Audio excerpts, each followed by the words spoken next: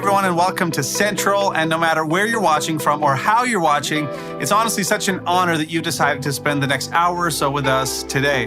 Now, we're about to get started, but you know, one of the things our world needs more than ever right now is hope. And we'd love for you to think about the fact that you can be a hope bringer today in somebody's life. And one easy way to do that is by sharing this message of hope. I believe it could be exactly what somebody needs today. And so why don't you take a second right now and share this on whatever platform that you're watching it on and partner with us to bring hope to our region and our world. You know, here at Central, our vision is to help you connect with God and with one another. And everything that we do revolves around those two things. So today, first off, I want to invite you to really personally connect with God, to open your heart, to open your soul, your mind, and invite God to meet you where you're at. And I believe He has something amazing for you today. Also, if you'd like to worship through your giving and partner with us to help others get connected in our region and around the world, you can do that by heading over to our website at centralcc.ca/give. You can follow the prompts, you can schedule a one-time gift, or set up regular ongoing giving. And so I just want to thank you for believing in this vision and for being faithful in this way. Next up is Encounter, and yes, we are bringing them back once a month, starting tonight, September 19th at 6 p.m. We're going to be focusing on praying for our national election and our next Prime Minister. And yes, if you're wondering, there is kids programming for ages 5 and under. One thing worth noting is you don't need to pre-register for Encounter. You can just come as you are. So why don't you join us tonight? Now, our chosen mechanism for connection with others is groups. And we have 4 kinds of groups here at Central. We have community groups, small groups, interest groups, and support groups. And so if you need help finding a group, simply head over to our website, centralcc.ca/groups, and find the group that best fits you. Next, we'd love for you to join us in person on Sundays. We've made more space for you. And as always, we have experiences at 9, 10:30, and 12 with kids programming from ages 0 to grade 8 in our 9 and 10:30 experiences. You do need to pre-register in advance for those experiences, so simply head over to our website to be part of these amazing Sundays together. Lastly, today, if you're watching during our broadcast times of 9, 10:30, or 12, why don't you join us after this experience in our virtual lobby? We'd love to help you take your next step in getting connected to a group. One of our group leaders will be there to answer any questions that you have about groups and help you find the best one for you. Simply head over to centralcc.ca/connect for more details. If you have any questions or would like to find out more about how to get connected, again, head over to centralcc.ca/connect or text the word Central to 905-937-5610. So that's all from me. Our experience is about to begin, and it all starts right now.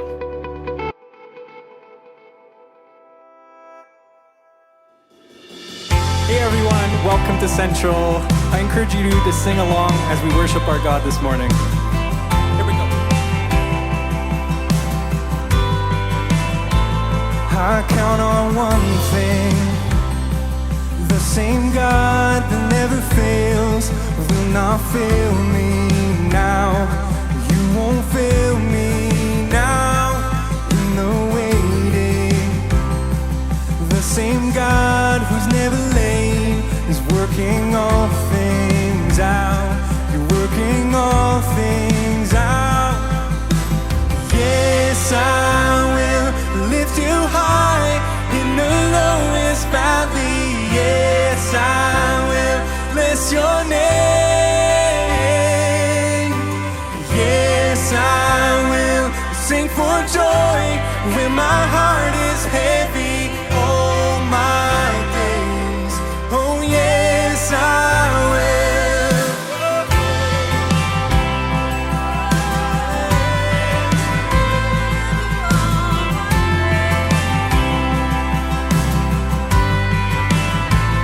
I count on one thing, the same God that never fails will not fail me now.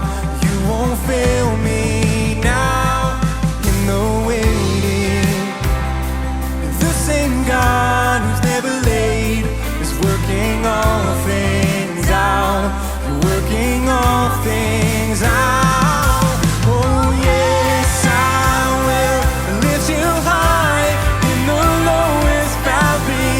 Yes, I will bless your name. Oh yes, I will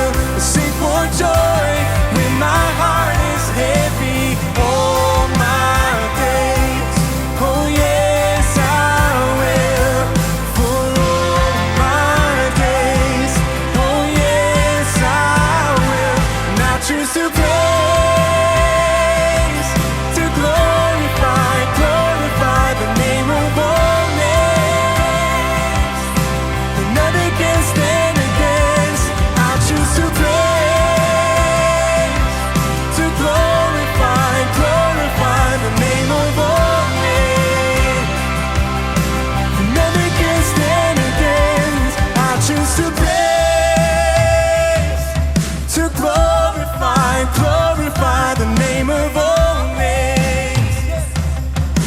And nothing can stand against. I choose to praise, to glorify, glorify the name of all names. Nothing can stand against. Yes, I will lift you high in the lowest valley. Yes, I will bless your name. Oh, yes, I will sing for joy when my heart is heavy all my days. Oh, yes, I will for all my days. Yes, I will for all my days. Yes, I will.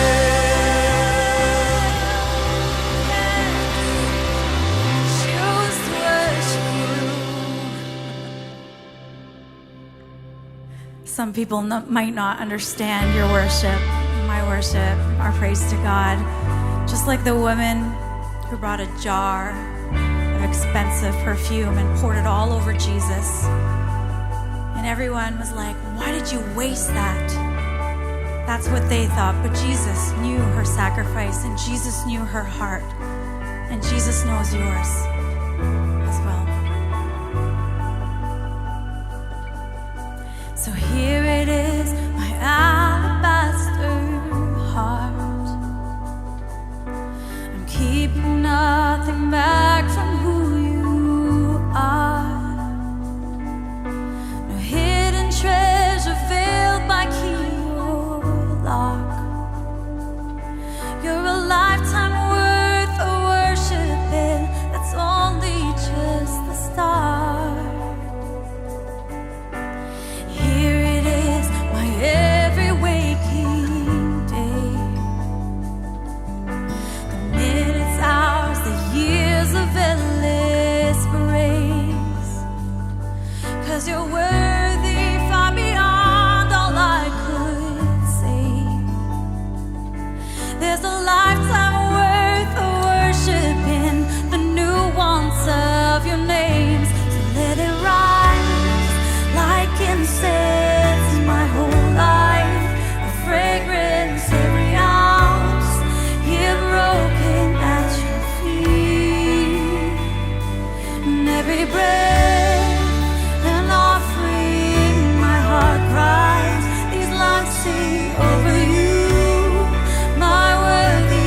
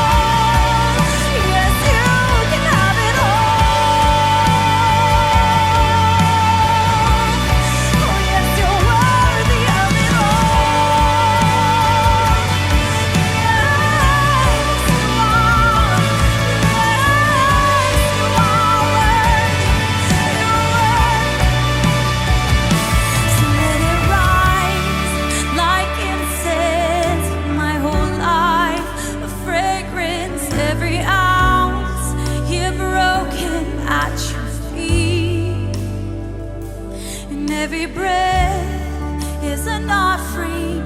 My heart cries these lungs sing over you, my worthy King of Kings. So let it rise like incense, my whole life, a fragrance, every ounce here spilled out at your feet. And every breath an offering, my heart cries, these lungs sing over you, my worthy King of Kings.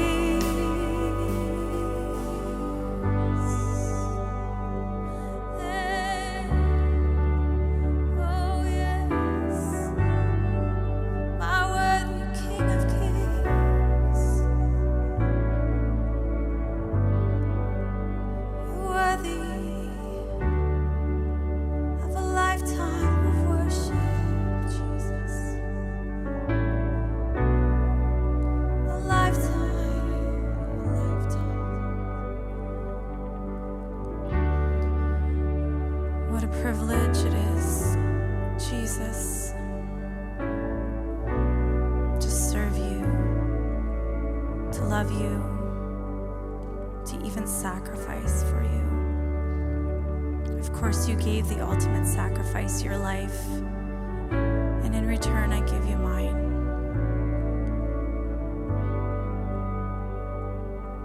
I know those lyrics are really powerful, are really almost intense, you know, all my heart, all my soul, that last line, all I own. That's a lot to sacrifice for Jesus. And when I sing those lyrics, I'm so challenged every day to keep that in mind, that he gave me everything. So what can I give him in return? I just want you to think about that as you walk your journey every day this week. Whatever comes your way, maybe ask, what can I give you in this situation, Jesus? What would you want from me? And he'll show you. But in the meantime, don't stop worshiping. Don't stop looking to him, because he loves you and he knows your heart more than anyone.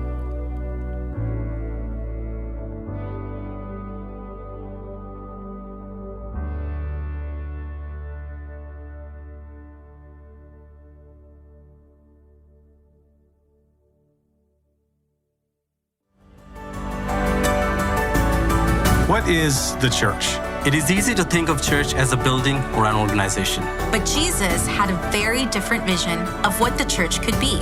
It was something the world had never experienced. He made a bold statement that we could be connected to God without a building, religious rites, or beautiful architecture. It was the idea that the church was any space where two or more are gathered. The idea that every person has incredible value and a calling to be like Jesus. The idea of lifting up others over self with an invitation into connection with God and each other. A vision so strong, Jesus declared not even the gates of hell could stop it. Though our history as a church has been littered with mistakes and failures, not living up to what it should be, This is still the vision. this vision, his vision of a better world. Begins with one simple belief. I am the church. I am the church. I am the church. I am the church. I am the church. I am the church.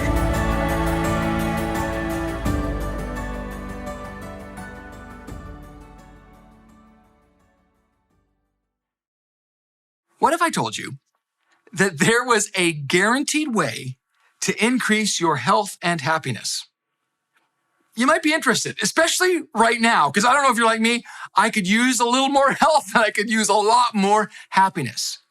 But what if I also told you that it's counterintuitive, and yet it has been proven in the Bible and actually by science, by psychologists? There are major medical articles written on this reality. And what if I were to tell you that that reality is when we serve others? That it's actually in serving that we find an increase in our health and happiness. And I know right now, you're thinking, I don't want to do that. Why am I talking about that right now? You're just trying to survive. Right now, you're like, all I can think about is me, leave me alone. But I want to help you. I want you to win. And so today we're going to dive deep into this in our second week in the series, I Am the Church, exploring this idea that the church isn't a building, it's not an organization, it's you and I, that we are Christ's representatives in this broken world. Now, I love the way this Chinese proverb says it. It says, if you want happiness for an hour, take a nap.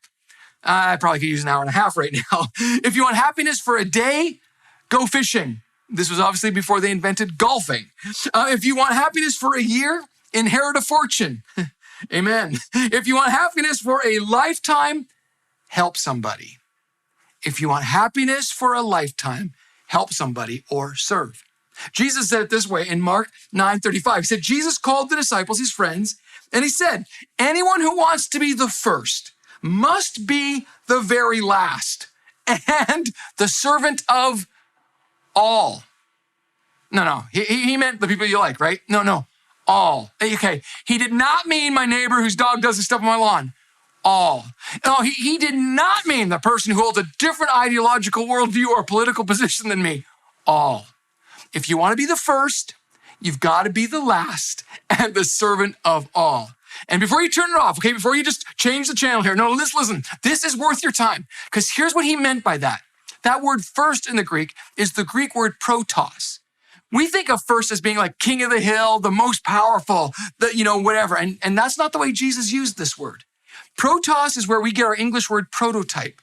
It means someone worth following, someone of influence, someone who leaves a legacy. What Jesus is saying, listen, you can be powerful and you can live your life telling people what to do, but at the end of your life, you will have nobody. But if you're willing to walk in this way of serving, at the end of your life, you'll have been a person of influence, a person that people look up to, a person who people want to follow and to want to be with. And at the end of the day, that's the most important thing. And sometimes that means you have to be last by this world standards in order to get there. And then he uses this word servant. And I know. Okay, look. When you and I think of the word servant, we think of what? Doormat, obligation, burden, someone who's weak, compromised, right? Don't tell me what to do. That's what we think of when we use the word servant. But that's not what Jesus meant at all. When he uses this word servant, it literally means in the Greek to move the dust around. You're like, what does that mean? It means someone who has been appointed or chosen for a specific task and does it diligently. Okay, so let's shatter the myth around serving. Serving according to the way of Jesus is not weak compromise. It is instead being chosen for a noble task so that you can experience what it means to be an influencer. And I'm not talking to social media because that's empty. I'm talking in life that really matters. And so you're saying, okay, well, man, I want that. What does that look like? Well, I'm glad you asked. Because Jesus shows us, he doesn't tell us, he shows us in John chapter 13, where we read, it was just before the Passover festival, and Jesus knew that the hour had come for him to leave this world and go to the Father. So let's get the context, okay? Jesus knows he's about to die. The word Passover there is important because if you remember all the way back to the Old Testament, when the Israelites were slaves in Egypt, the Pharaoh, the most powerful man in the whole universe, right? He's the antitype of Jesus, the one who takes what he wants, gets what he wants, snaps his fingers and people follow. And if he doesn't, he cuts your head off. That kind of power is oppressive. And so the people of Israel were oppressed. So God sent a deliverer in the name of Moses. And Moses tried to negotiate with Pharaoh, but he was having none of it. And so in a dramatic turn of events,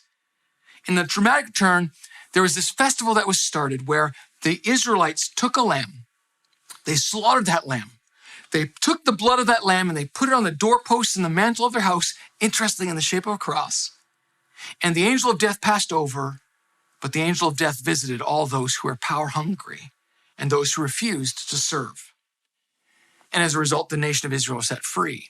And Jesus knows this ceremony has been established as an example of what he's going to do for us, that he's going to set us free by modeling that true freedom isn't getting what you want, taking it by force or power, being a jerk. He's going to teach us that actually greatness is found when you are so confident in who you are and you love so much that you're even willing to die for your enemies.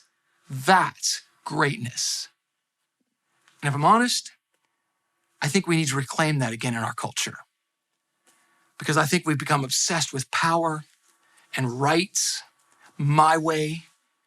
And God says those things will lead to death every time. But if you choose my way, the way of serving and loving, it will actually not only elevate those around you, it will elevate you too. And so Jesus, knowing that the hour had come for him to leave, having loved his own who were in the world, he loved them to the end. And this is powerful because you got to remember that this feast sitting around the table are his disciples, his friends. But among them is Thomas the doubter, who doubts everything Jesus has said. In that group is James and John, the power hungry ones. They're always fighting each other for power and who's the best and who's the greatest. Who's right and who's wrong, who's in and who's out. There's Peter, the impulsive one, who always speaks and actually makes Jesus' job so much harder. And there's Judas, the one who's going to betray him. In this group are all the personalities, all the people that we meet and interact with all the time. Those who try to hurt us and take from us, and yet Jesus loved each and every one of them. And so the evening meal was in progress, and the devil had already prompted Judas, the son of Simon Iscariot, to betray Jesus. But Jesus knew that the Father had put all things under his power and that he had come from God and was returning to God. You see, this isn't about power for Jesus because he knows who he is. He knows the true source of power and strength isn't in what you take by force, but rather in what you release from a source and abundance of who you really are. And so he got up from the meal, took off his outer clothing, and wrapped a towel around his waist. And after that, he poured water into a basin and began to wash the disciples' feet, drying them with the towel that was wrapped around him. Jesus does the unthinkable here, okay? He's the rabbi. And in that culture, that meant he was the top of the top. He was the one who was revered. I mean, you didn't have the rabbi do anything for you. You did everything for the rabbi. But in this context, in this culture, what had happened was every time you went into somebody's house, everyone's feet were washed. The reason why we learned this last week, when they reclined at the table, the feet of the person next to you were right in your face.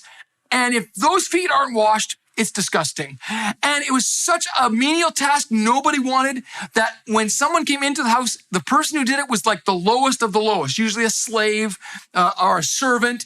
And if there was no slave or servant available, then the host had to do it. And if there was no host, then whoever was the lowest in the social standing had to do it. And so when these disciples got in, nobody did it. Why? Because they were worried about me. Like, I'm not gonna stoop. I'm not gonna give in. I'm not gonna let you win. No, you're not better than me. And so Jesus has to get up and he has to wash their feet as an example of what it really means to be free. Free from the need to get what I want. Freedom from the need to fight for my rights. Freedom from the bondage of trying to get power. Freedom was what he was after. It was going to cost him his life. And so Jesus taught us that serving is actually rooted in purpose. In purpose. And so it says Jesus loved them even to the end.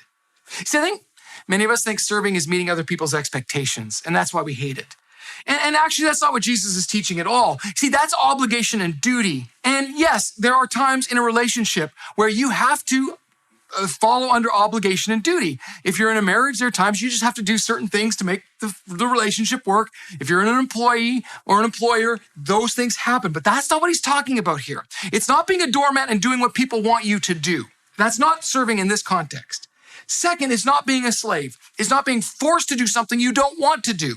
That's not serving here at all. As a matter of fact, serving is something so much powerful. It is such more powerful. It is simply rooted in working to improve the condition of another human being.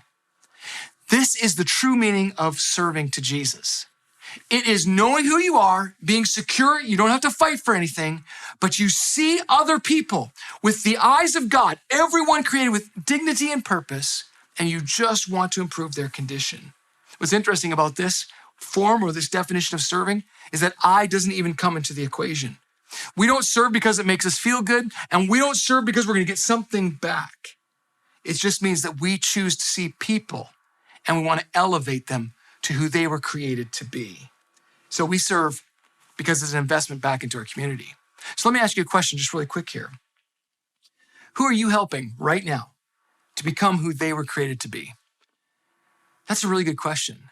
Who right now in your life are you serving? Are you helping to be who God created them to be? See, this isn't about compromise. This isn't about giving in. It's not about taking. It's simply about serving.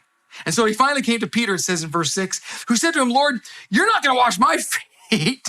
Maybe because he's embarrassed, like he should have done it. Maybe he's indignant that someone else should have done it. Whatever it is, this is not right in his mind. And Jesus replied, you do not realize now what I am doing, but later you're going to understand this, Peter, because I'm going to show you what serving really looks like on the cross. No, said Peter, you shall never wash my feet. And Jesus answered, unless I wash you, you have no part with me.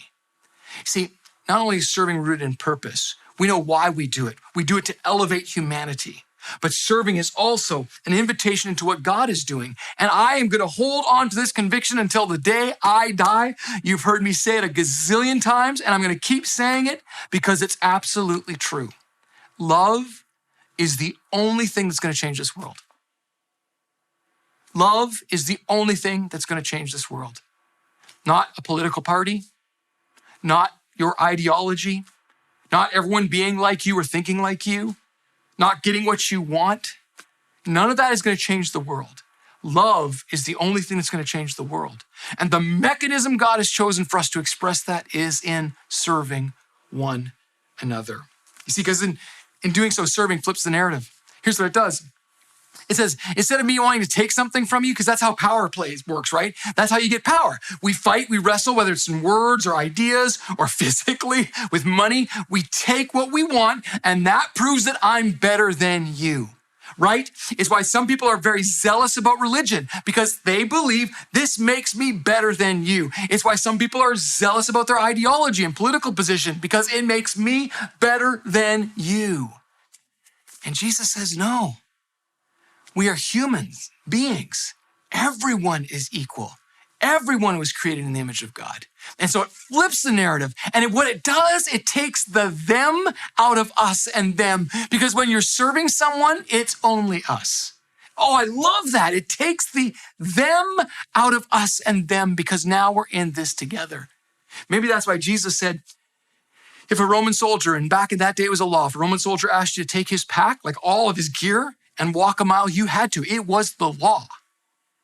So maybe that's why Jesus said, if they ask you to do that, why don't you just walk 2 miles? Because then what happens is you strip them of the power and you become a partner. Imagine this idea. It's no longer an enemy, an oppressor, and a victim. Now it is 2 partners working together. That is the power of serving. And that's what Jesus wants for all of us.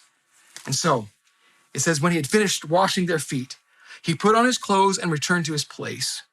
And he asked a question that we still need to answer today. Do you understand what I have done for you? He asked them. You call me teacher and Lord, and rightly so. But according to our culture, the way human beings think, yes, on the hierarchy, on the pyramid, I'm on the top. But if I on the top have washed your feet, you should also wash one another's feet. I have set an example that you should do as I have done for you. Very truly, I tell you, no servant is greater than his master, nor is a messenger greater than the one who sent him. Now that you know these things, you will be blessed if you do them. So he finishes with this reality that yes, serving is rooted in purpose. When you know who you are and why you're here, and the best thing you can do with your life is elevate those around you to be an influencer in a positive way. And when you know that serving is an invitation into what God is doing, into his way of love, of partnering with all human beings to restoration and reconciliation, then you will be blessed. And yes, it's conditional. It's like a farmer. If you were to say to a farmer, look, You can have a harvest, but you need to know that it's going to mean picking rocks out of the soil and digging trenches with a plow. It's going to be hard work, and you're going to have to be patient until that grows. But if you do these things, you will reap a harvest. This is the word blessed. And so can I encourage you? I talked about this a little bit last week. We're fighting for a lot of things right now. And I wonder if we're fighting for the things that really matter. Because at the end of the day, what does really matter is people. It's why Jesus came into this world. It's why he said what he said and did what he did. It's why he died on the cross and rose again, so we could be reclaimed back into our true humanity. And he said it's in serving one another that you claim this, you live in this. And it's rewarding. It's powerful. It's transformational. And so I actually think that we are our most courageous when we're fighting for one another, not against one another, even our enemies. This is the way of Jesus. So today I want to challenge you just to start wherever you are, open your eyes and look around and ask the simple question, who can I serve today? The person who I don't like? Yes. The person who just ranted at me on social media? Yes. The person in my house who's driving me crazy? Yes. The person who doesn't agree with me or has done this to me? Yes. In serving, you take the them out of us and them, and you begin to reclaim our humanity, and you begin to elevate people back through the love of God to who they were created to be. And that's what it means to truly be the church. I bless you. In the name of the Father, Son, and the Holy Spirit. Amen. Well, thanks so much for joining us today. And I want to challenge you to ask yourself, what is my next step?